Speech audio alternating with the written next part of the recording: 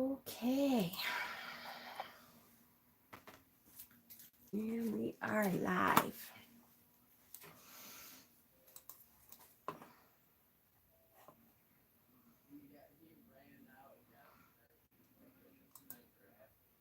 I was waiting until I pressed mute. Hi. Hi, Jewel. Hi, Steven. How is everyone tonight? Look at, I'm so warm. I'm going to have to open up the window in front of me. Sorry, guys. I know I do this like every time. Oh, but I need that window open.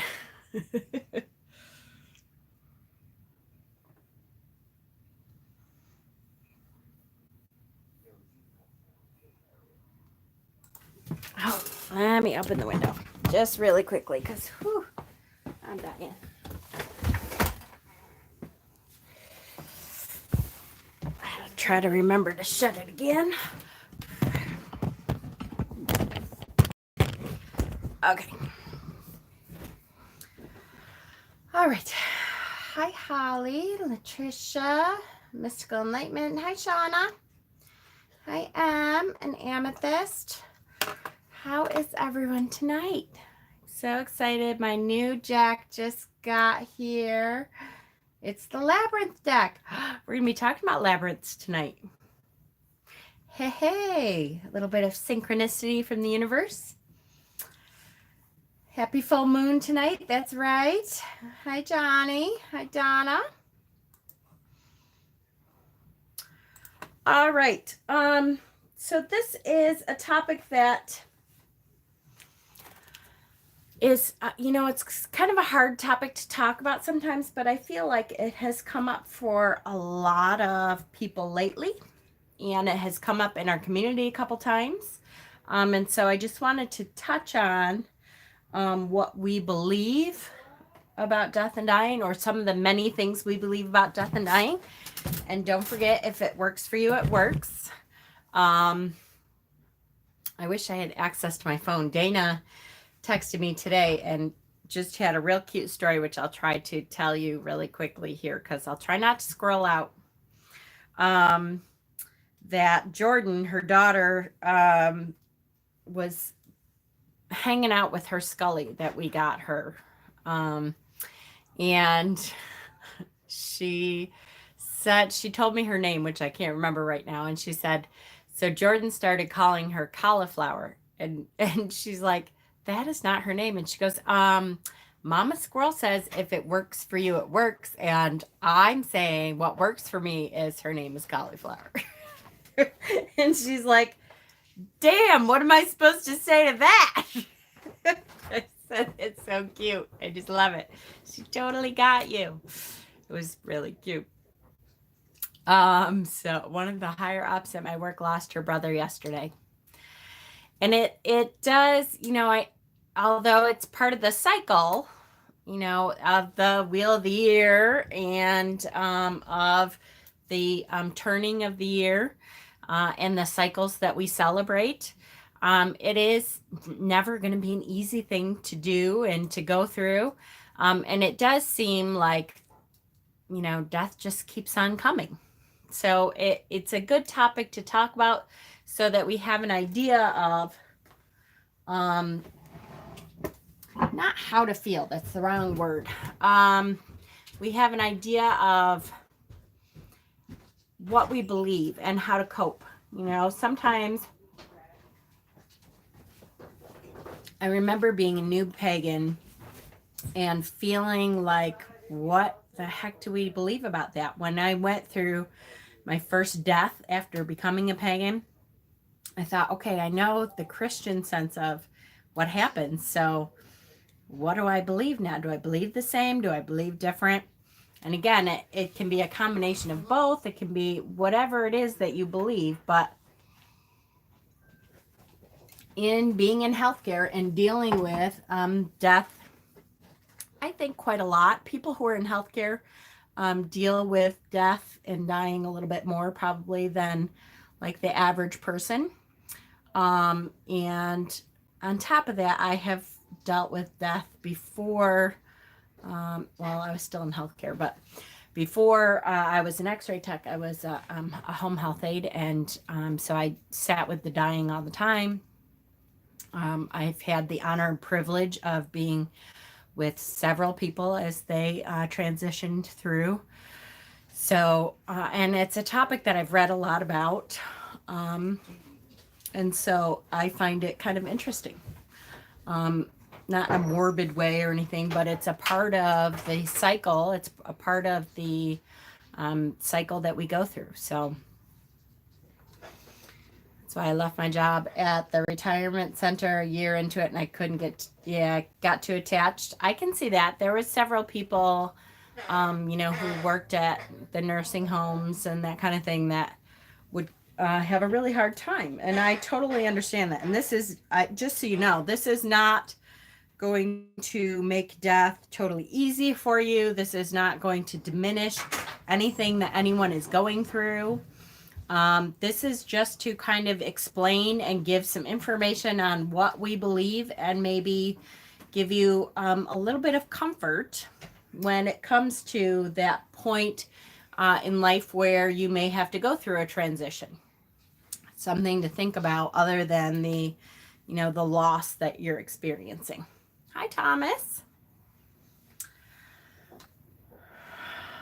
Hi,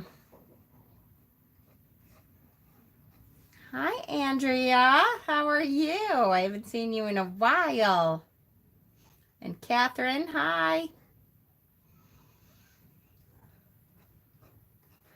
And Donna, hello.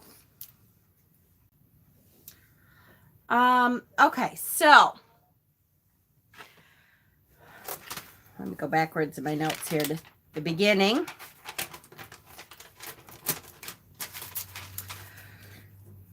All right, so like I said, the reason I wanted to talk about this was because there has seemed to be a lot of deaths this year in our community and from the people that we love. It's funny that there's always, I hate to say it like this, but there's always death. And as we get older, we know more people because, our bodies wear out and our spirit transitions and moves on. And so younger people's death seems to be more tragic for us to deal with. But the older we get, the more we have to deal with this. The more and more we have to deal with this. Hi, Red Rum.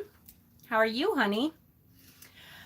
And so we kind of have to, put a face to it. We kind of have to figure out what it is that we believe so that we can get through that. It's not an easy time. It's never going to be an easy time. So one of the things that I wanted to talk about was that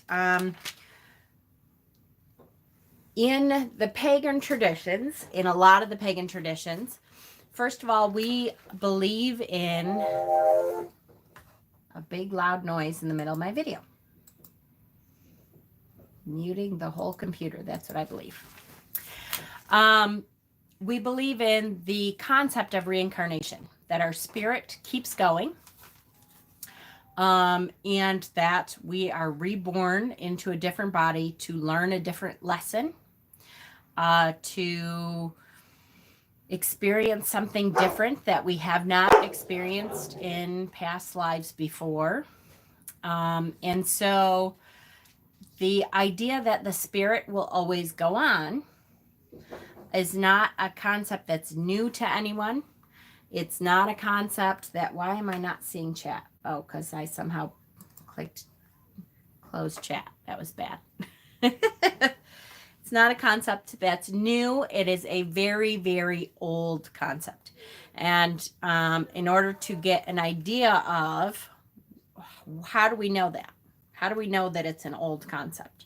That it's not something that we kind of just started making up? Well, there's some things that have been found that can tell us that people in ancient times believed the same thing. Uh-oh, Red Rum, did you have a loss, honey? I'm so sorry.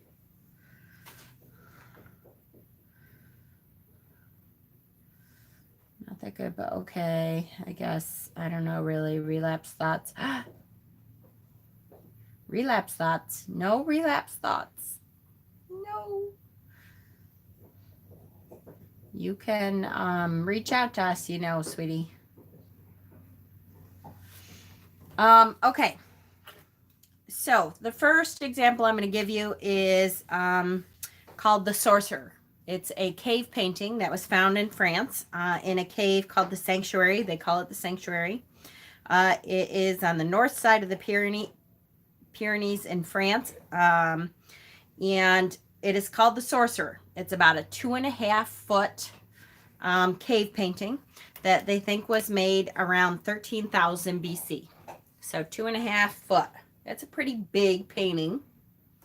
And it kind of centers around in this cave, and everything else is kind of around it. And so what it depicts, oh, hold on. I was going to have a picture of it up, and I forgot to put it up on my computer here so I could show you. Hang on. The Sorcerer. There we go. Images.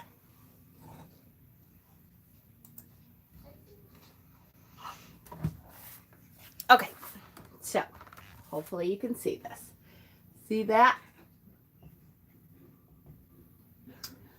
So what it depicts is a man that has skins of an animal on it. I know I am, Pat. I'm sorry. And has horns in it. And so is wearing the skins of the animals that they hunt. It is, they believe it to be a shaman. They think that it's one of the earliest depictions of a horned god figure. And they think that it tells us that the hunted animal's life forces had this hunter's respect and were sacred. So they believed that the animals that they hunted and killed and ate, that they were sacred to them, and that their life force was sacred. And so they then wore the skins of the animal as in a ceremonial or ritual fashion. They believed that this cave was part of their magics and ceremonies, and that that depiction is of a shaman who was then doing a ceremony in honor of what they had killed to eat. Asked if she could perhaps chat after the live. Yes, honey, absolutely you can. Give me a call. No problem. I'm here, okay? Of course, of course. Did I miss any other questions?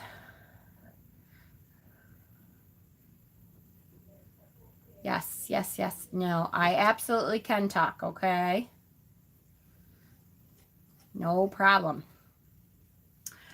And please, guys, if you can, put your questions to me in caps so I can try to see them, okay? All right, so that's kind of the first example of the fact that they felt that what they killed lived on somehow in spirit. There's another example, which is also with cave art. They were usually deep underground, so it was a trial to get there. Yes, making that even more of a special thing. And its thought is it was ritualistic. Exactly. This one too, they thought that it was a place of ritual and ceremony, that only the shamans or the magic workers were allowed to go there, and that they were the ones who were able to paint into the cave and create what they put in the cave. For sure. Hi, Dad. They'd perhaps be in total darkness. Exactly. Right. Or very little low light, right? Flickering flames and that kind of thing. If they did bring flame in there, it would be very low light. So another example that we found in the Neanderthal times is called the Shenandoah flower burial. So there is 9 Neanderthals that were buried into a cave in Iraq that they found like in the 60s, 50s or 60s, I think. And one in particular, one of the bodies in particular, they call it body number 4, was buried in such a way that they believe that it was the medicine man of the tribe. And why did they believe that? Well, first of all, they found this man in the fetal position. So death and birth and rebirth. They felt that the grave was the womb, an example of the womb, and prepared it for rebirth by putting it in the fetal position. And then they found fossilized flowers of many different kinds of flowers that wouldn't have just grown right near this cave and come in by, like the wind or anything like that. And these flowers were also of a medicinal quality. There was medicinal qualities to all of these flowers. Hi, Dana. It's okay, honey. So some of them was the person a ritual sacrifice to a deity? No, they don't believe so. They believe that this person got sick and that this person died, and they believe that he must have been the shaman or the medicine man of this tribe. The flowers that were represented were yarrow, cornflower, bachelor's button, St. Barnaby's thistle, ragwort, grape hyacinth, joint pine or woodsy horsetail, and hollyhock. And all of them have some sort of medicinal quality to it. So they believe that they laid the flowers over the grave of this man who they put in the fetal position as a medicinal thing, so that when he came back to life, when he was reborn, then he would have shaken off the all of the disease that he had died from in this life. Also, there's the mixing of the paints as well. There were alchemical procedures of using fats and ground herbs. Yes, for sure. Absolutely. And so the Neanderthal man, the Shenandoah flower burial, that was, they believe, 60 to 80,000 years before present. So a long time ago. And you figure way back then, they believed at that time already that there was some ceremony that needed to be done for a burial. They put him in the fetal position. They think that they felt that he would be reborn, so they were getting him ready to be reborn at that time. So a lot of how they went about preparing him made them think that they believed that he was going to be reborn again. Super interesting. So along 60 to 80,000 years ago, that's what they believed. Another example would be the North American Plains Mandan tribes. Their buffalo dance is a ritual that spiritually reanimates the great beast to ensure the game's rebirth, symbolically. So after they would kill a buffalo, they would do a buffalo dance that specifically was made to reanimate spiritually that animal that they had killed. So again, just example after example that cultures from ancient times also believed in some kind of reincarnation or some kind of rebirth of the spirit, if not of the body itself. Hello, everyone who just joined. There's Creswell Crags near me. There's a complex of several caverns, and there are paintings near the bottom. There are paintings from about 44,000 years ago. It was used for about 30,000 years after. How cool. How cool. No problem. Thanks for coming, Hecate. Hello. You haven't missed anything. Shish. So death has always been sad. It's never been, a good thing. It's never been something that, we want to run right out and celebrate. I lost my father recently. I'm sorry to hear that.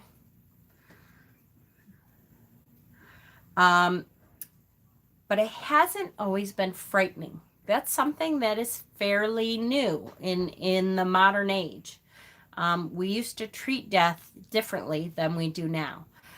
With, the spawn of trying to look younger and younger, trying to prolong your life far past what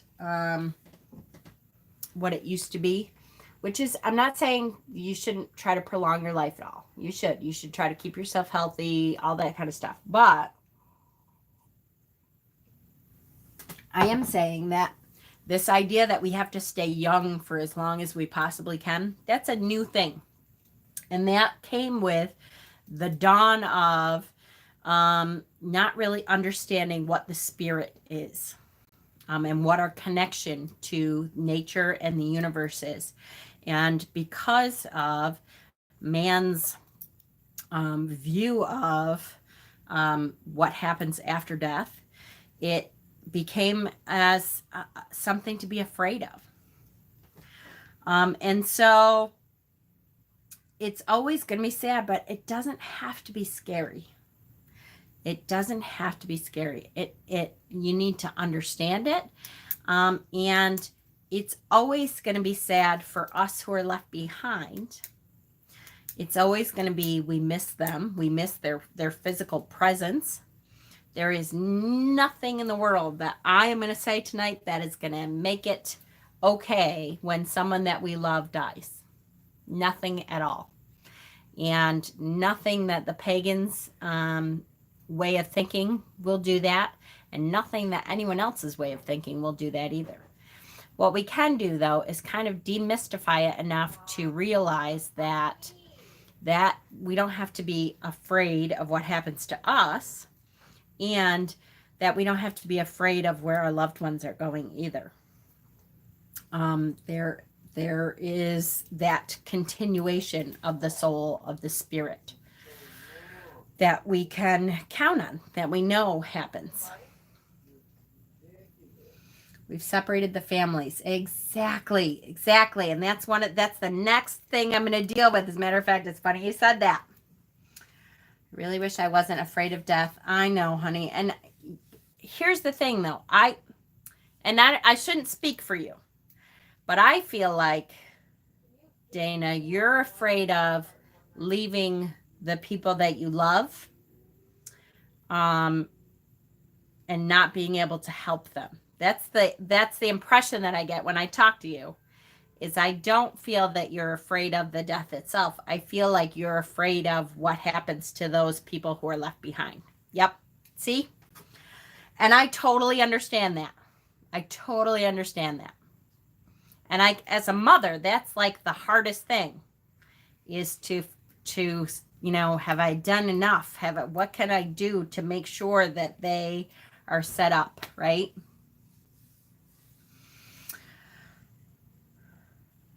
There was something the other day I watched about using hell to make people fear death. Exactly. When I lost my baby nephew, yes. And children, absolutely. Children, it's always hard. Because we don't feel like that they have lived enough, We used to, even up until probably 100 years or a couple hundred years ago, we used to deal with and confront death directly.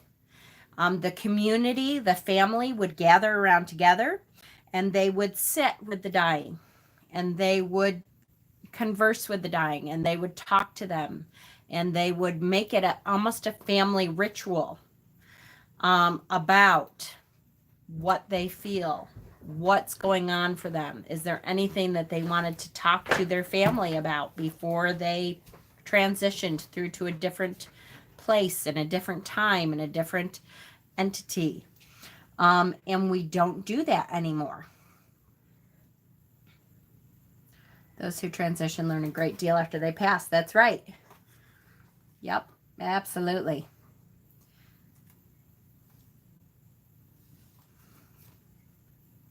Kids and dogs. Oh, hi, Ed. And I'm sorry. I know you have, recently been through this loss of a transition of someone who, was your love. So I know this is really hard. I'm sorry. The problem is that we've stopped doing that we have made death this thing that someone else deals with. When someone dies, very rarely is all of their family there. And it's very clinical. And sometimes we can't help that. There's nothing we can do about that because it has to be in a hospital. But we have made it so that someone else prepares the body. Someone else deals with the burial. Someone else does all that. And it used to be that in sitting with the dying person, we were preparing ourselves ritually for re-entering public life when this was done. And we were preparing ourselves for the transition so that when this person transitioned, we felt like we had been able to be there for them. More people saw what happens when that moment of transition comes. And more people then became less afraid, because normally when the transition occurs, there isn't a whole lot of fear usually with the person who was there. Prepare my body so I come back as a rat pussy. Oh, Shauna. There isn't a whole lot of fear when you have talked to the Order of the Good Death. Yes, that is good. That is very good. Death is very hands-off now. When my father-in-law died in January, I asked to be the one to bathe him afterwards, and that gave me more time with him. Did they let you do that, Dana? Which I hope they did. That is great if they do. There's a lot of people that won't let that happen. Good. The hospitals usually are getting better with that kind of stuff. That's great. I'm so glad. The other thing that has changed is how our friends and family deal with it, because they aren't equipped anymore to deal with it. They don't deal with it on a regular basis. Everybody's kind of afraid of what to say. So you start getting, and you will know if you have had a death that has been close to you, that people kind of start to back off from you because they don't know what to say. They're afraid they're going to say the wrong thing, or they're afraid that they don't know what to say when they get to you. Or, unfortunately, they do say the wrong thing. Which sometimes, I don't know, some people say the absolute most ridiculous things.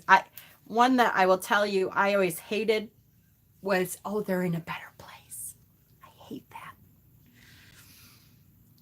Don't say they're in a better place. That may be true, but we don't give a shit. We want them here and now, because my uncomfortability, my pain is because I will miss them here. And so they're in a better place thing doesn't help at all. I hate that. I think the hands-on process makes it easier. Absolutely. My only regret is y'all didn't get to know her as well as I would have liked. I regret that too, Ed, because what I did get to know, I think Brenda was wonderful. The CNAs were going to, but to me that was personal. Yes, absolutely, Dana. It is personal. I didn't know what to say back, honestly, and I isolated more people than people backed off. And that's true also, because we're not dealing with death very much. We may be the one who kind of backs off and doesn't want to confront people because we don't want to have to face that over and over and over, right? It is so uncomfortable on either side. Exactly. Yep. The better place thing is kind of ridiculous. People would come up to me and I stopped them from saying anything. Right. And sometimes for me, usually my go-to is I'm so sorry.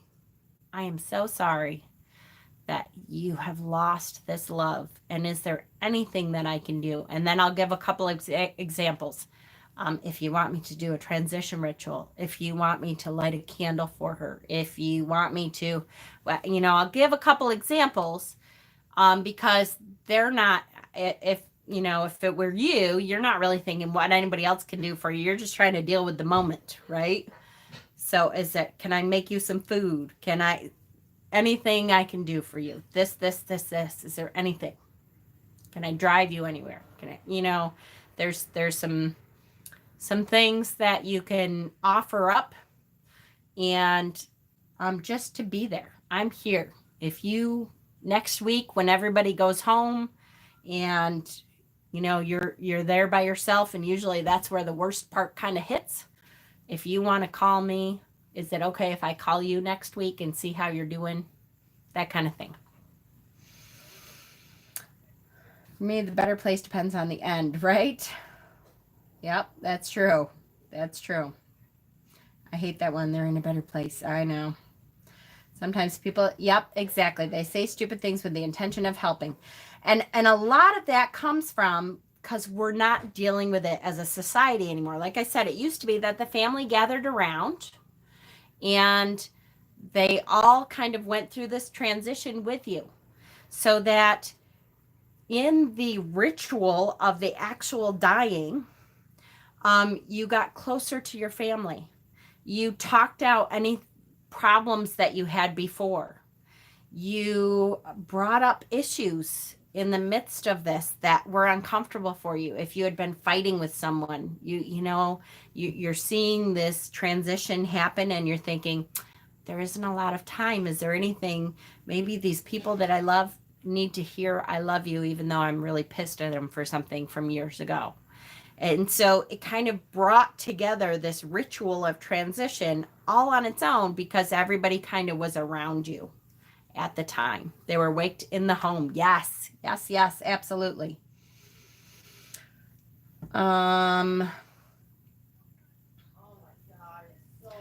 His father's side accused me of being drugged up. I'm sorry, honey. I know it. My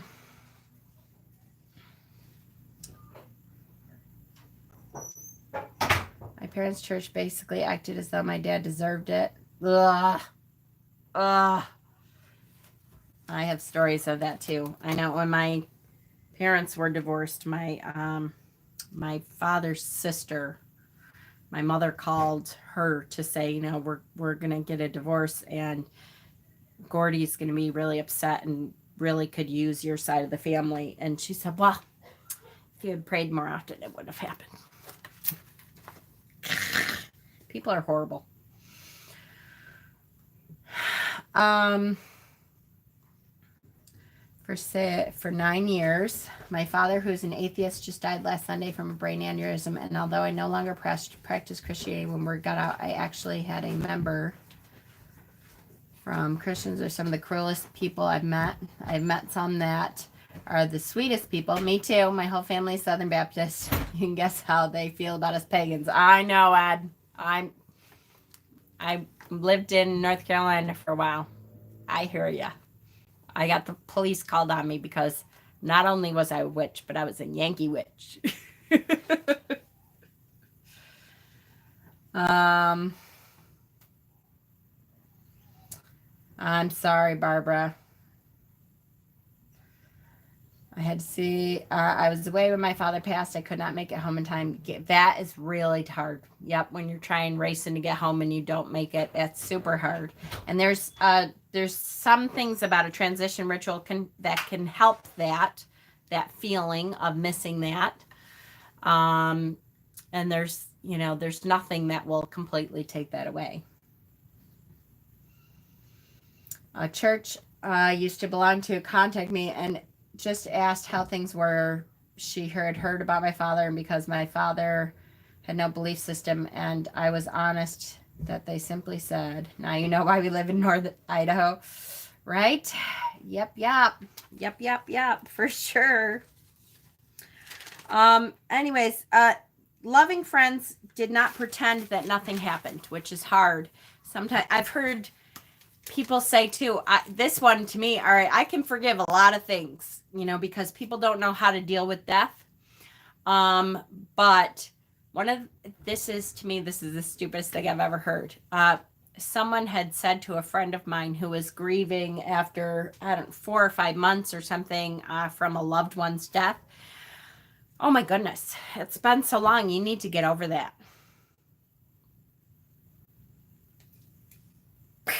Like, I just want to beat the crap out of people.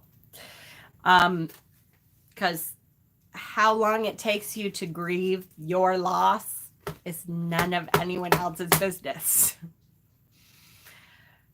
So if anyone ever says that to you, just smack them. I give you my permission. You can say, Mama Squirrel says I could smack you.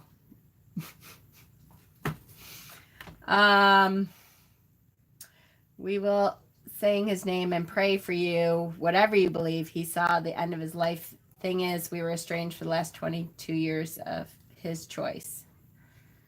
Hi, Albright. Hi, Wendy. I have to admit, I knew she had already gone before the ambulance even left. I can't imagine not having those last few moments. Right, Ed? And there's something, and I shouldn't say all pagans, because it's not, but there's something when you're in touch with spirit world, when you're in touch with spirit, there is something that happens at that moment of transition that you just know. My mother-in-law, when she passed, she had a massive heart attack, and they kept her alive for a while and stuff, and she was not there anymore. And I was trying to explain that to my father-in-law, who, is not spiritual at all and not medical at all. And it took me 3 days to convince him to take her off the ventilator. But it was okay. That's the time he needed. Point being, even though I am pagan, there are good people out there. Yes, absolutely. For sure there's good people out there on all sides. Absolutely, Witchy. Yes. Thank you, Holly. Said something crappy like that to my boyfriend. I don't believe it ever gets easier. Exactly. And Dana, I agree. I don't think it gets easier. I think there's something that I heard, I can't remember where I heard this from, but somewhere I heard about there's a hole in your heart, and that will never go away. There's always a hole. You just slowly through time, you kind of pull some of the strings together so that it's not actively bleeding, and you learn how to deal with that loss, and you die. That part of you dies that day, and you learn how to walk forward being a different person now. There's always going to be that change. There's always going to be that hole in your heart, that place that is only for them. And that's okay. You just learn how to do things differently. And that absolutely is okay, no matter what.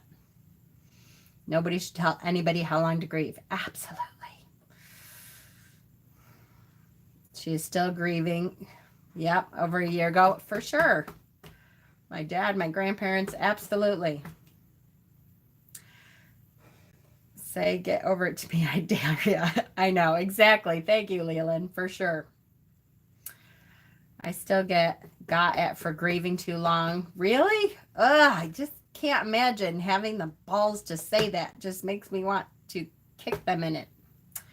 Grief is so personal. Yes, so personal, for sure. My cousin called my sister, who is the executor of my uncle's will, had nerve enough to ask about the stock that he owned.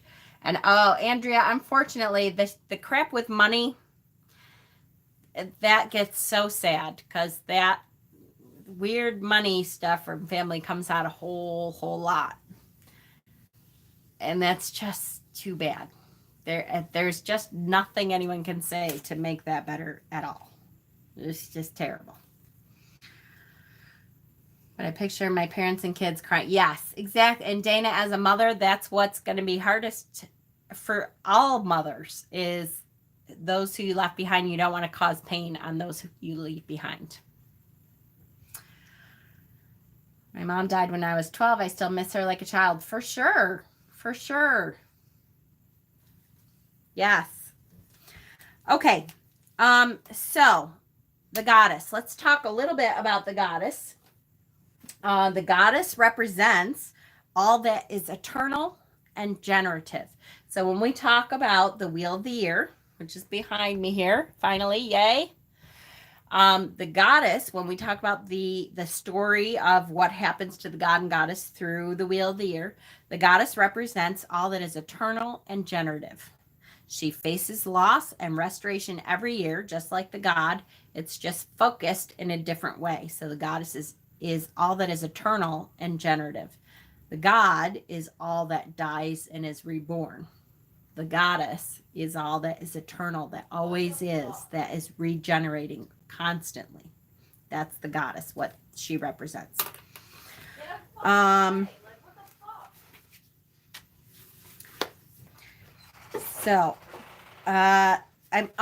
This, I have to say, this is a great book. If you're looking for a pagan perspective on death and dying in the service of life, this is made by one of my favorite pagan authors, which is Ashleen Ogia.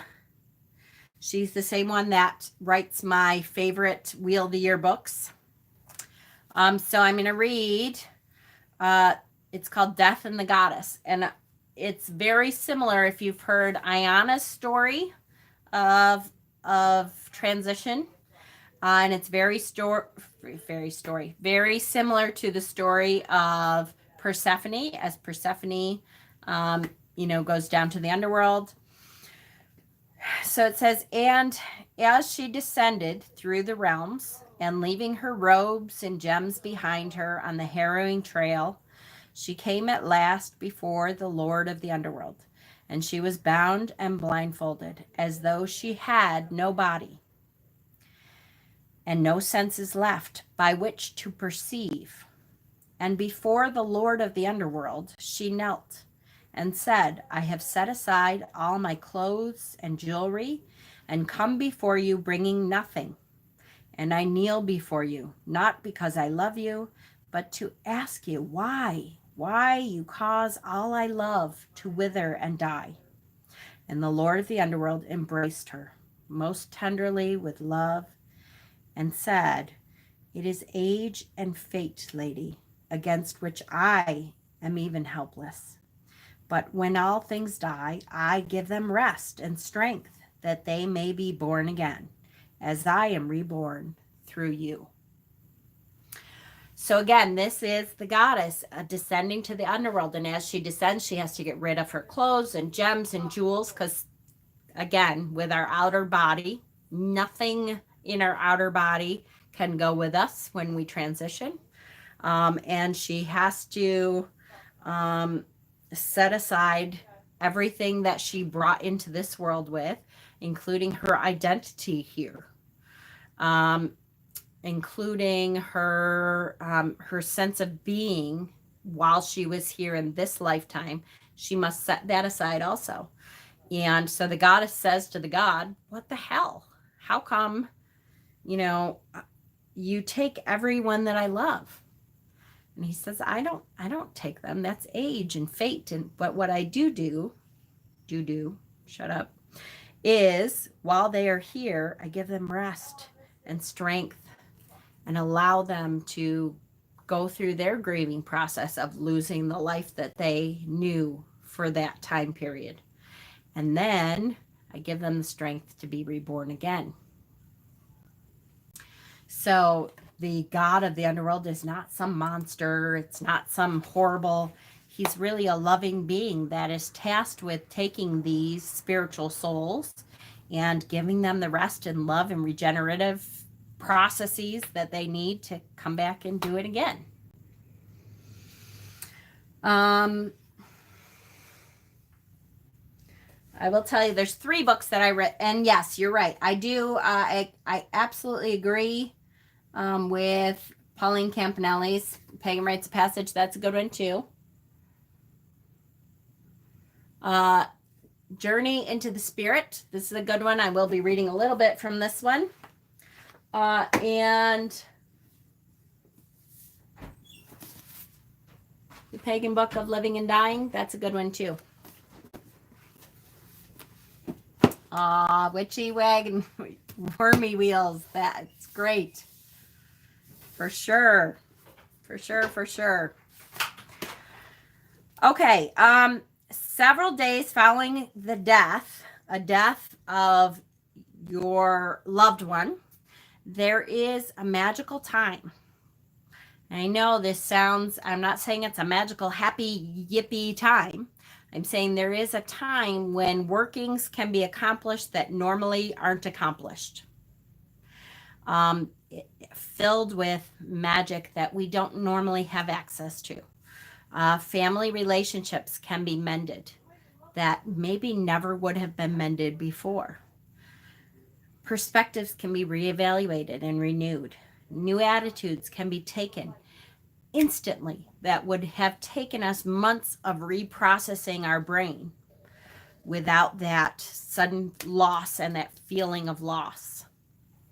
The veil between the two worlds is thin around those who have been touched by death. So be prepared if you have been touched by that to feel those magical workings, to understand that there is so much that can be accomplished that wouldn't normally be accomplished in those days and weeks after someone that you love has died, because that veil is thinner. And so we are feeling the energies from that veil thinning like we would never have before. Like it would take so much more work to feel that before, right? It is something quite miraculous in that way, and that things can be accomplished that never would have been accomplished before. This book is from Christopher Hughes. He is the author of the Celtic Tarot, the one with, the penis thrones that I loved so much. He's a Celtic druid. And this is an incredible book too, just so you know. Really a great book. He talks about the three, hold on, how does he call them? The three realms. So he talks about the three realms. The Celtic druids believe in three realms. The first is the circle of Abred, the realm of necessity. That is the physical world, the here and now, the world in which we live in. So your body, your physical being, that is this realm. The circle of Gwynvid is the realm of spirit. That's the spirit world beyond the veil. We are connected to that always when we are alive by a sense and feeling. Sometimes some people can be connected to it through clairaudience, hearing, clairvisual, clairvoyance, seeing through the veil. We are always connected to it. It's just a matter of finding out how you're connected and opening yourself up to that. That is called the realm of spirit. And then the circle of Cogent, the realm of infinity. And that is the realm of the soul, where we originate and where we will return. So that is what I would call the Summerland, what some pagan sects would call the Summerland. That is, that realm is called the realm of Cogent.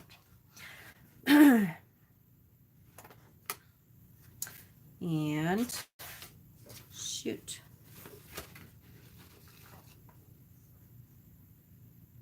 Here we go. Okay, so in talking about the realm of Cogent, the spirit realm, I want to read what Christopher Hughes talks about with the spirit realm. It says, stop for a moment. And this is Journey into the Spirit. Read and consider the following paragraph. Close your eyes and invoke what you have been programmed to believe represents a God or great spirit.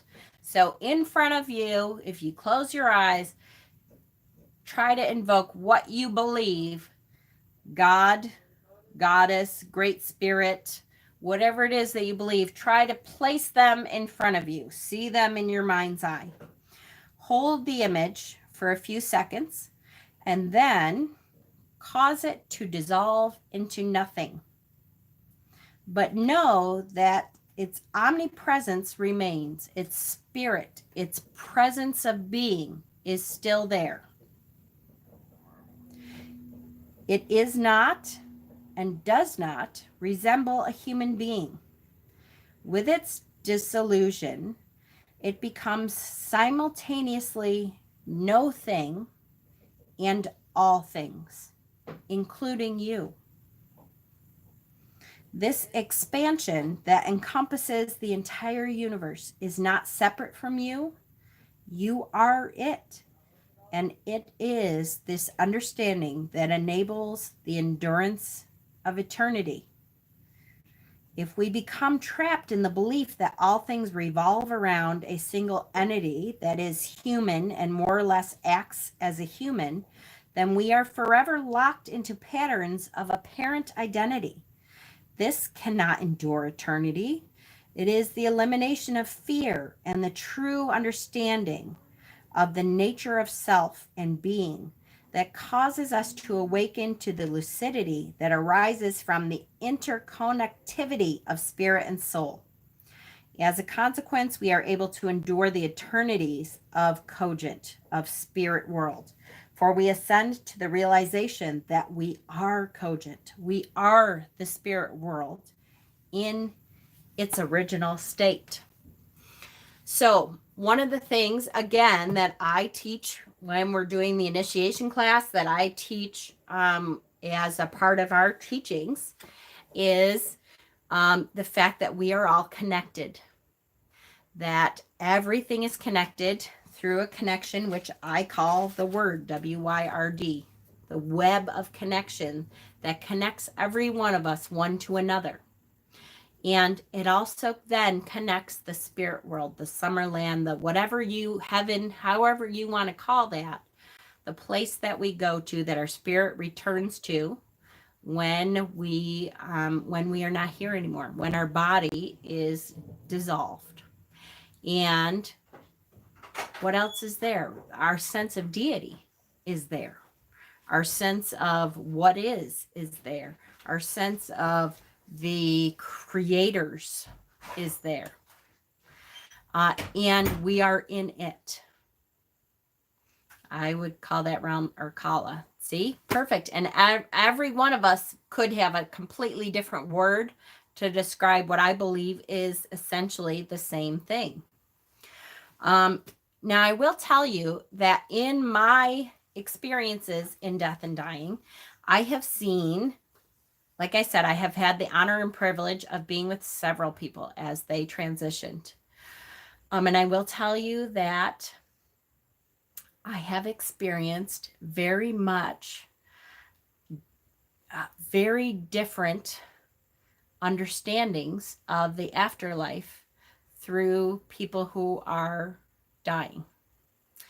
And it so happens, and people who don't believe in any kind of spirit will say that as your brain is dying, there's misfires in your brain that create visions, and that's what they're seeing. It's funny to me, though, that what they believe is what they see. So if they were Christian, they see angels. They see a being with wings that is loving and has come to take them to their creator. And they see clouds very often. And if they were a Buddhist, they see a peaceful field and their loved ones coming to walk with them to where they're going. And if whatever it is that they believed is, yes, whatever makes them comfortable. That is what happens at their, hours before death, at their time before death. which again tells me that what we believe is true. That's why I teach, if it works for you, it works. Because if you connect with this pagan path and you believe that the connections, you feel those connections and you understand those connections to be through nature and spirit, then that is what is true for you. And if you believe something a little bit different, then that is what is true for you. Sorry. Hello. Hi, Sky. That honestly confirms to me that our thoughts create our reality, right? Exactly. Our thoughts create our reality, for sure. I can find a bit about how the Kabbalah considers life and post. Yes, that would be great, Thomas. Absolutely. For sure. You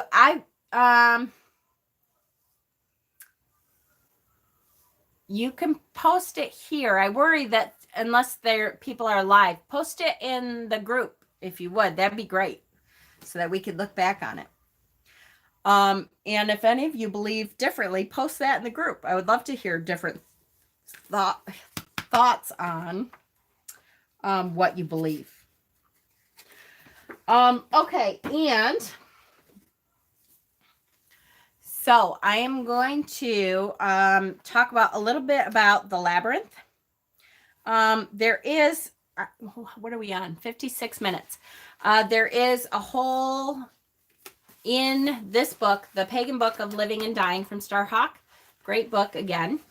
There's a whole meditation here about Ayana's descent. That is a great meditation. I was going to do it tonight, but it's kind of long, and I don't know if we want to. Let's save it, and then if people want me to do it at the end, we can do it at the end. Okay. I do want to talk about the labyrinth really quickly, because the labyrinth is an incredible example of how we get through death and dying, especially as pagans. The labyrinth is we do want it. All right. I'll do it at the end. It is an incredible example when you are able to walk a labyrinth. And there's a site. I wonder if I can find it right now. I should have got it up ahead of time. There's a site that that shows you all the labyrinths in your area so that you can go and try in my area and try to find if there's a labyrinth anywhere close to you that you can go and walk to. Labyrinth locator. Perfect. Love it. I love that there is a site that does this. And this is worldwide. So wherever you live, you should be able to find if there is a labyrinth anywhere close to you that you can then go walk. It's a great spiritual experience. The labyrinth represents that cycle, again, of birth, death, rebirth, the wheel of the year cycle, of that we're constantly going through this wheel of the year. And it represents that. So it's a great thing to walk if you're going through any kind of transition, any kind of relationship transition, any kind of transition as a woman, if you're starting to go through menopause, if you, are heading into your maiden phase, if you're becoming a mother, if you're losing someone that you love, if you've lost someone that you love, and that transition period of seeing them from this perspective on this plane, and now having to try to transition yourself to seeing them from the other plane. It's a great way to help you to understand that transition, and as you're walking the labyrinth, you are there's a great meditation in this to walk the labyrinth. While you're walking the labyrinth, what you're thinking about. So there's a thing called the Chant of the Butterfly Goddess. It is believed by some that the shape of the earliest labyrinth, see, there's a labyrinth, an example of a labyrinth. That's not what they all look like. derives from the labyrinth, the double axe of ancient Crete, a symbol that in turn is associated both with Amazons and even more anciently with the butterfly goddess. This meditation is inspired by that possibility and explores the mystery of metamorphosis, a transformation achieved through death and rebirth within life. Try to slow yourself way down and enter a state of caterpillar consciousness before you begin. Each of these verses should simply be chanted rhythmically over and over as you move along the labyrinth path, and the end of each part will blend into the beginning of the next. In the center, chant until everything is liquid, until you are able to let everything go. Then be still for as long as you need until you feel a change. On the way out, begin slowly. When you are close to emergence, you will need only the second part. So the first part is as you're spiraling in the labyrinth, the first chant would be, from all that I am, I spin my cocoon. I spin my cocoon for safety. So you're thinking of yourself in this caterpillar form. And for all that I am, I spin my cocoon. I spin my cocoon for safety. 6 of them within 25 miles of my house. See? And some of them are public, and you are able to go and walk these labyrinths, which is an amazing experience.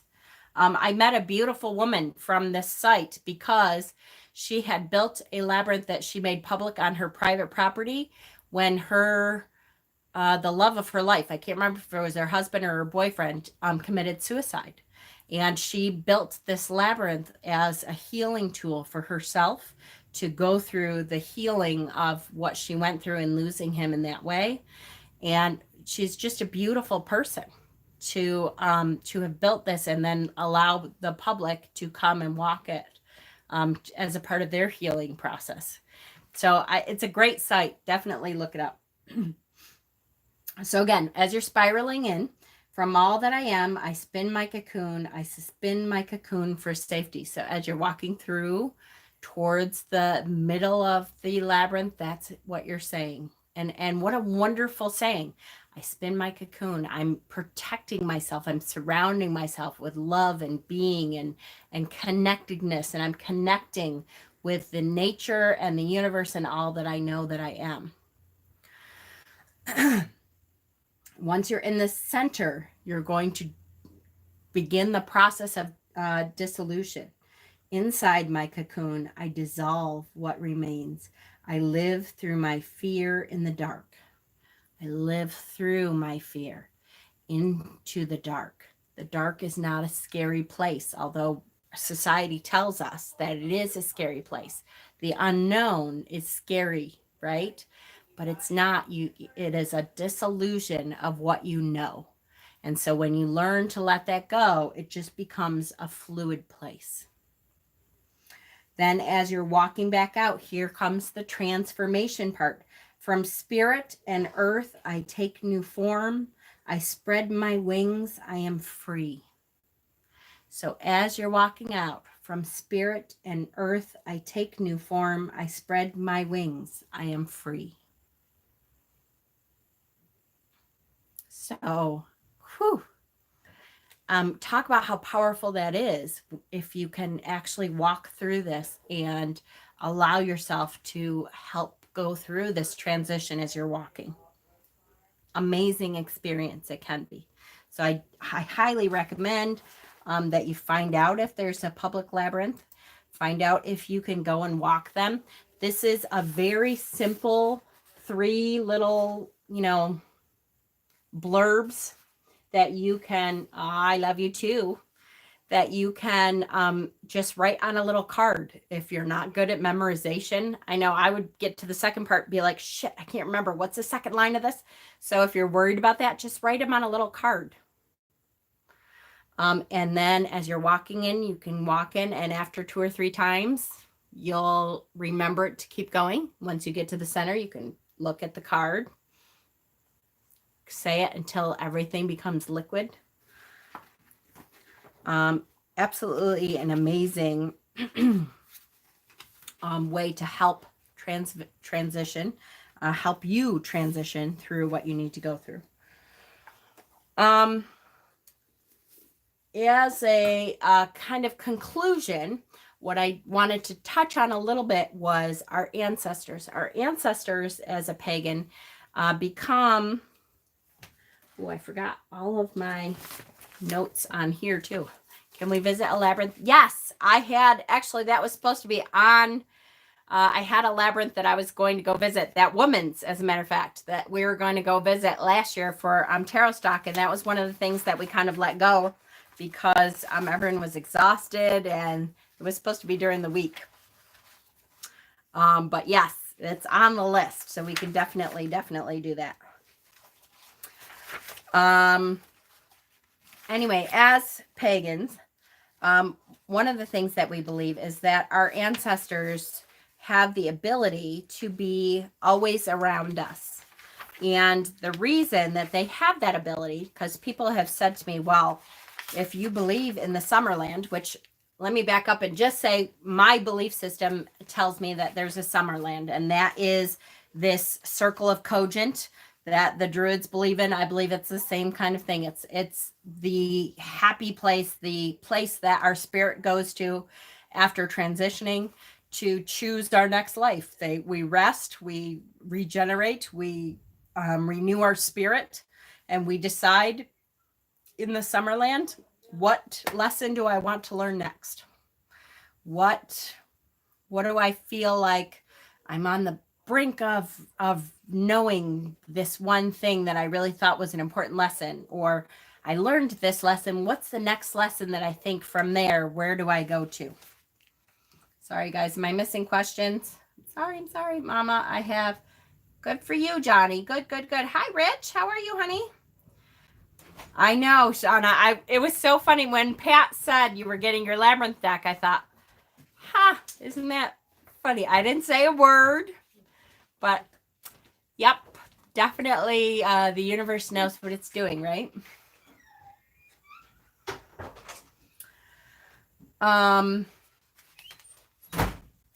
With my grandmother's seminal beliefs, she always said death was a chance for her to be free in body, mind, and spirit. Exactly. You got in trouble. What'd you get in trouble for?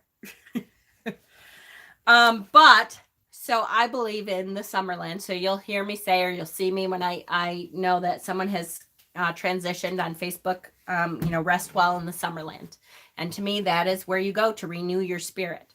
I believe that this body is like the glove. Our spirit, that we are connected to the God and Goddess, to what is the hand. And so when we put on a new body, it's like the glove. And after a while, after whatever it is that we go through, or after a very short amount of time, that glove wears out, or we poke through it or whatever, and then we need to take that glove off. And then we start again in the Summerland, and we decide what body we're going to use next and what glove we need to put on for the next phase of our life.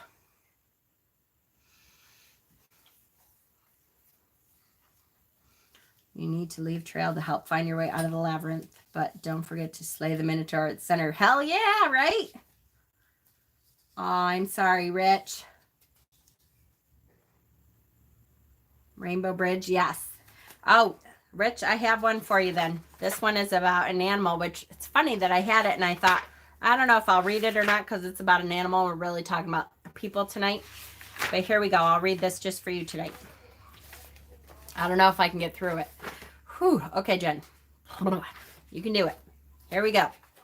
Ready?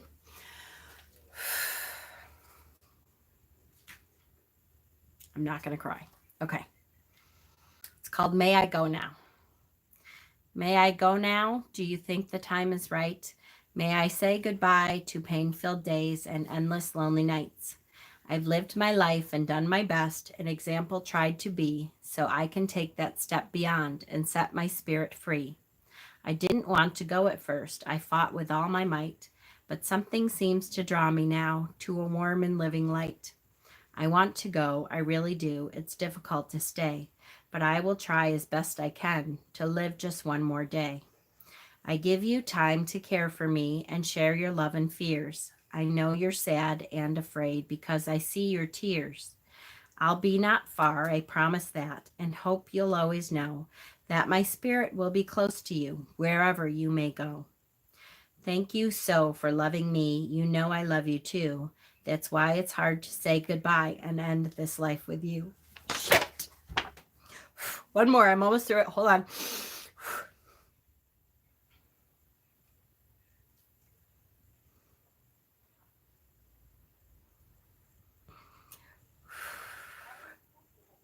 One more. So hold me now just one more time. Sorry, Rich. Okay, one more. So hold me now just one more time and let me hear you say, because you care so much for me, you'll let me go today.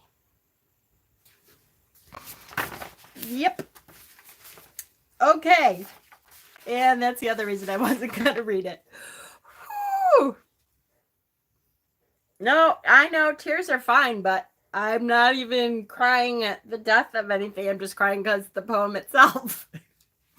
And I have to do my video.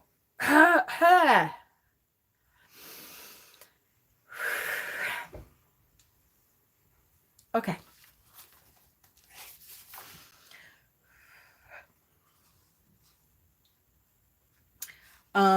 And Rich, the Indians, the Native Americans say when a human dies, there's a bridge that they must cross to enter into the other world. And at the head of the bridge walls, every animal that the human encountered during their lifetime will greet them.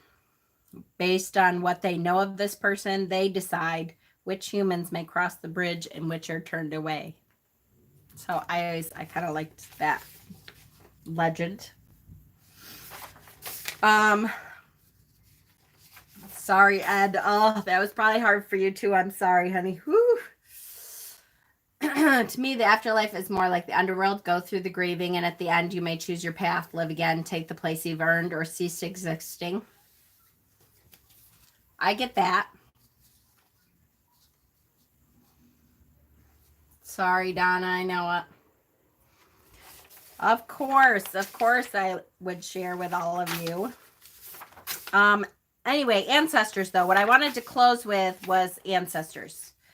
And actually if hopefully you saw the poem called The Summerland that I posted in the Facebook group. That's a great poem that I always look to when I am grieving. But what we believe as pagans, as far as our ancestors go, is that our ancestors are able to be there for us in spirit in order to help guide us. What's me? I was gonna crawl up on the roof and scare the shit out of you, but I couldn't. I didn't know if you'd be able to see me because I could see you really clearly. But now, Really? like, I probably could have done it. Yeah, you probably could have. Last night or the night before, I had to open up because the kitten was in there. It's funny. Oh shit. Anyway.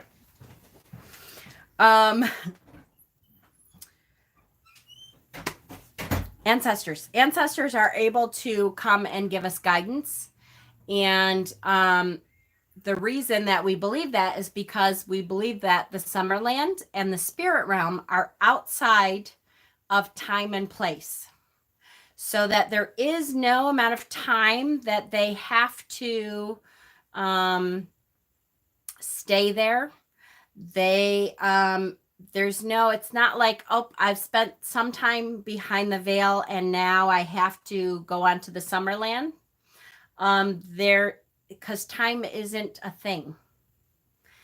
They're outside of time and space. There is no amount of time that they have to be behind the veil before they have to go home again. That's the one thing, like with Supernatural, which I love the show Supernatural, love my Sam and Dean.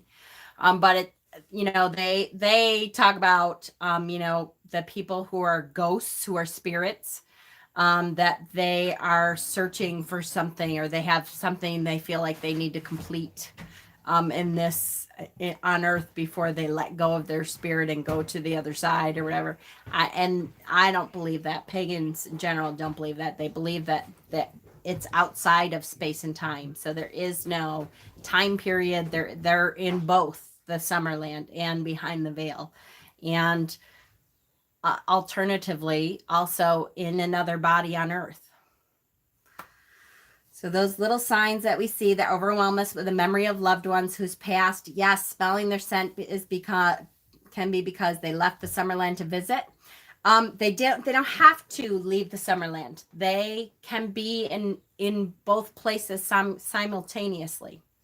So if it kind of gets a little bit, that's one of the things Frankie and I talk about a lot, is like string theory and multiple dimensions and multiple timelines through multiple universes, the multiverse and that kind of thing, that both can be happening at once on different planes. So that because there's no time or space, then it can all happen at the same time because all it's outside of that. They don't live by the constraints of time. So they just come in and out whenever they want. It's not a time thing. And so when you, like you said, the veil paradox, I know, right, Deb? It can become very in-depth and scientifically, like Frank and I have had very in-depth discussions about that kind of stuff. Scientifically, you can prove certain things, and it's an interesting thing. But that can get super complicated, that I won't go through all of that here. But it is just like ritual, just like when we create a circle for ritual, which we will talk about in our initiation class very soon. We say that the reason we are doing that is because we want that ritual to be outside of time and place. Do they know when we need them the most, or do we need to ask? I believe it's a little bit of everything. I believe that they're always around us. And that because they're always around us, sometimes we are not tuned into their frequency though. So sometimes they can be around us and we don't know. So sometimes we need to ask them to, okay, can you change your frequency? I need to be able to see you. I need your guidance. And that can help them sometimes to just lower their frequency or higher it a little, or try to match your frequency so that they can be felt. And again, keep in mind, once again, these are the things that I believe after what I have gone through in my lifetime. This is what works for me, what conclusions I have come to, and you may have come to slightly different conclusions, and you may find that things are a little bit different for you. And that's okay, because if it works for you, it works. And that is why we believe in that word connection, in that web of connection that connects us all, because my energies are different. And so what I'm contributing, I know Brenda won't move on until I'm with her. Absolutely, Ed. Absolutely. I agree. And when we are able to feel those connections and to understand those connections a little bit better, then we can tweak things a little bit more. And that's why it's so important. That's the most important thing I feel like I teach. When I talk about why I have this love of teaching, it's because my whole goal in life is to teach how to connect to that word, to that web of connection, because it connects to everything. Everything that I teach comes back to that web of connection that is. And because everything that we do can be taught and felt through that web.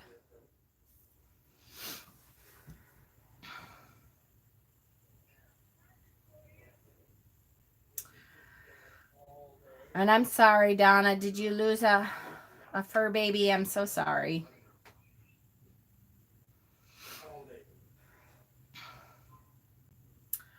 So I could just come out and hang out with Mama Squirrels. Absolutely, Dana. You don't have to miss nothing. Absolutely. I read a bunch of books years ago from Sylvia Brown about the other side and stuff like that, and they're absolutely awesome. Oh, I'm sorry, Donna. So maybe when we need them most, we are tuned in enough to feel them more.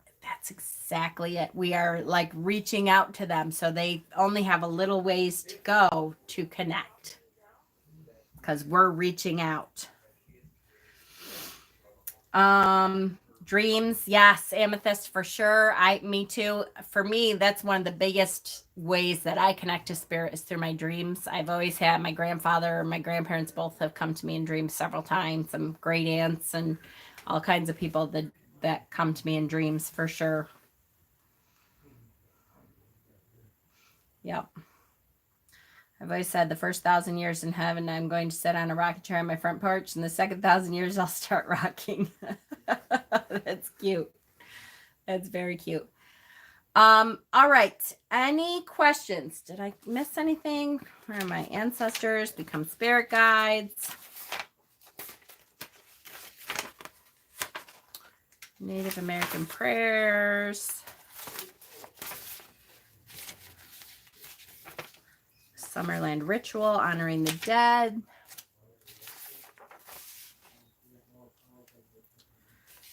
Yep. Any questions that you guys have before we go? The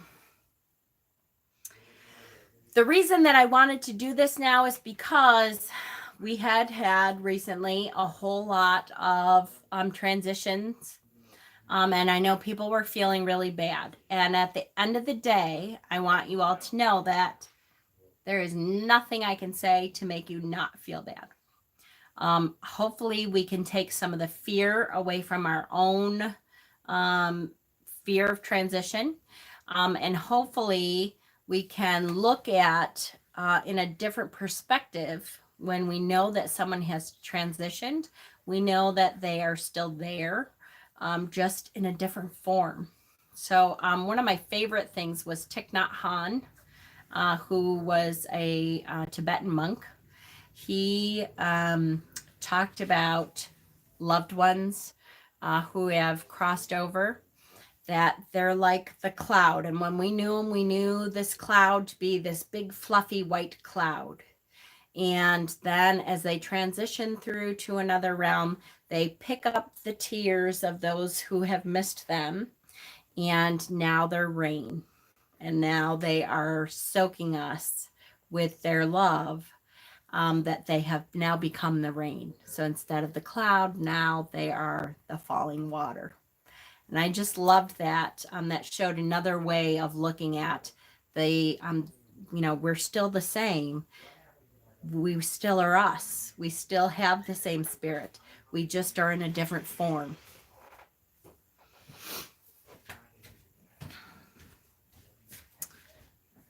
Yep.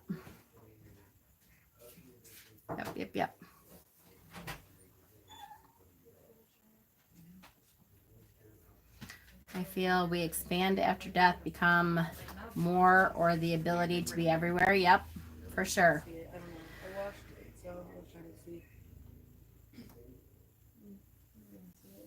Right. And Sarana, if I don't know how long you've come in, but we talked a little bit about, the fact that in sitting with a lot of dying people who had a lot of different beliefs, it's funny that most of them would experience what they believed. And it was very different belief systems, but most of them experienced what they believed. So there can be lots of very different experiences in death and dying. And I think that is based on what they believed happens. And so the universe and the connections and what is that, brings forward what their experience becomes. It's because that's the connections and beliefs that they have. All right. I love you guys so much.